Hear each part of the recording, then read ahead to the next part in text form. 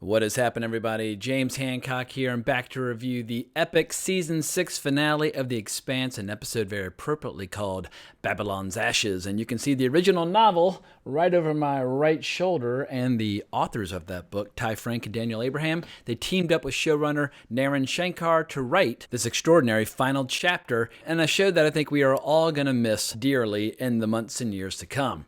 If you have not watched the episode yet, go do so because I will be discussing spoilers, but I imagine most fans of The Expanse right now are feeling some really mixed emotions. Of course, there's going to be some sadness that the journey is over for the time being with no new seasons on the way, but at the same time, I suspect many of you, like me, are feeling joy bordering on euphoria after watching that kick-ass finale. I completely lost track of how many scenes and dramatic beats this episode gave me chills up and down my arms, but suffice to say, I found this to be the most emotionally compelling episode of the season. Now, I don't want to dwell on the fact that for now, the show has reached what I'm only going to describe as a pause, because as most folks know, books 7 through 9, they take place long after the events that you just witnessed, so it makes sense story-wise for the cast and crew to take a little break. And if in a few years down the road, The Expanse continues to be the beloved fan favorite that it is, and perhaps continues to gain a much larger fan base, one that it deserves, the optimist in me would like to believe that they'll get the band back together to adapt the last 3 books of this amazing saga, a story where Admiral Duarte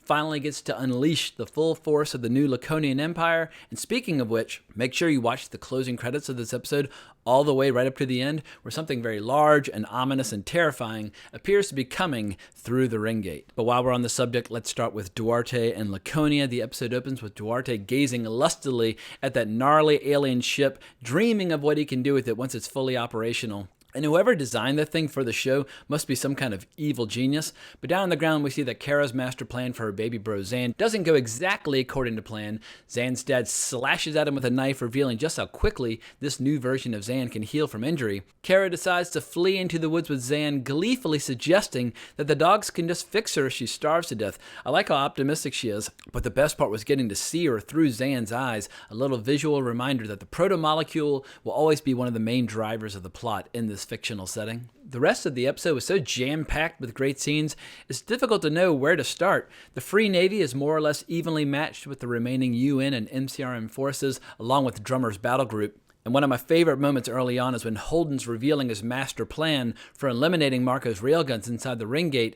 In short, he plans on hitching a ride with a giant ice hauler and then dumping countless crates filled with soldiers through the gate, giving the railgun more targets than it can handle, all while the Rocinante slips inside and puts Medina Station between the Rocinante and the railgun. Drummer calls this plan ingenious and then says, "You make a belter proud." That line, for some reason, it really got to me, sending goosebumps right up my neck. And the line was followed almost immediately by a great laugh-out-loud moment when Avasarala tells Holden, "You're such a fucking optimist. It's a miracle you lived this long." For my money, the script for this episode was just a thing of beauty, with so many great exchanges, one after another. But as impressive as Holden's plan might be, we know that he and his allies are in for the fight of their lives. Early on, Marco hints to Rosenfeld that he's expecting an additional surprise from Duarte. As it turns out, Duarte is planning on betraying Marco now that his usefulness as a distraction has come to an end, but we don't learn that until close to the end of the episode. But Marco does have one really legitimate trick up his sleeve where he disguises the Pella as a freighter while at the same time creating a decoy the Pella to distract his foes. And as we later see, the plan works quite well and he manages to catch many of his foes with their pants down. As thrilling as all this combat might be, however, the episode also gives us all these great quiet character beats as we wait for the bullets to start flying. We see Naomi finally bonding with Peaches, whose life sadly is going to end very prematurely due to her suffering from something called complex endocrine collapse syndrome. We also get this really moving bonding scene with the entire crew of the Rocinante as they prepare a meal together, and it's the kind of moment that Naomi wanted for her son Philip, but the scene gave me another serious injection of chills when Amos tells Peaches that she'll be taking his spot as mechanic during the battle because he's planning on teaming up with Bobby and the rest of the ground forces as they take out the railgun. Peaches very wisely points out that for someone who claims not to be interested in heroics, Amos ends up being a hero quite a lot. And things start to get really interesting as all the various ships start to engage. Avasarala and her team take the bait and attack the decoy of the Pella,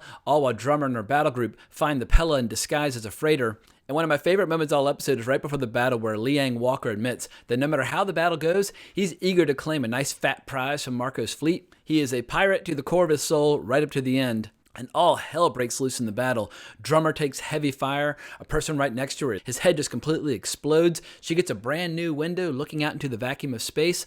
And Walker ends up having this killer hero beat, attacking the Pella on a suicide run, an attack that results in Rosenfeld getting killed in the process. This episode was not messing around when it came to major character deaths, and there was still more to come deeper in the episode. And just in case I haven't said it enough, I thought Liang Walker was one of the cooler, smaller parts all season long, where he didn't necessarily get to drive the plot, but he was always interesting, he was always entertaining, and in the end, a legitimate hero.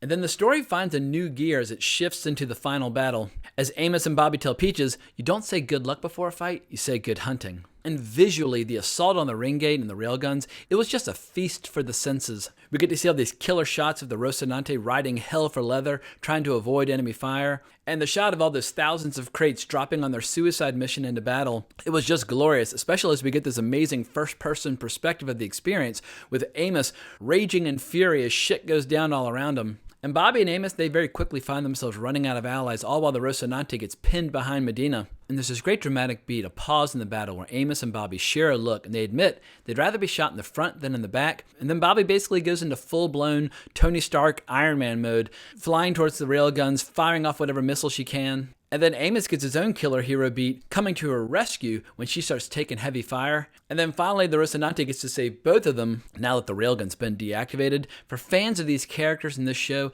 it was the kind of glorious, epic combat scene that we all hope to see, and it's one of the many reasons why this episode will always be one of the high watermarks of all 6 seasons. And what's crazy is how after this victory and all this sacrifice, the central characters are still doomed in spite of their victory. Marco is incoming with more ships than they can handle, and no one can come to the rescue. The only hint from the audience's point of view is when we see that Admiral Duarte is denying Marco's request for additional armaments. He also makes the threat of destroying any Free Navy ship that tries to enter the Laconian Gate. It's one of the few times where we see Marco showing a hint of doubt. But as we see, Duarte has much bigger fish to fry now, and he has gods that he wants to kill. But Naomi eventually steps in with a last-minute plan to save the day when, cold as ice, she cooks up a plan to trigger the ring entities, pissing them off enough where they will vaporize anything passing through the gate.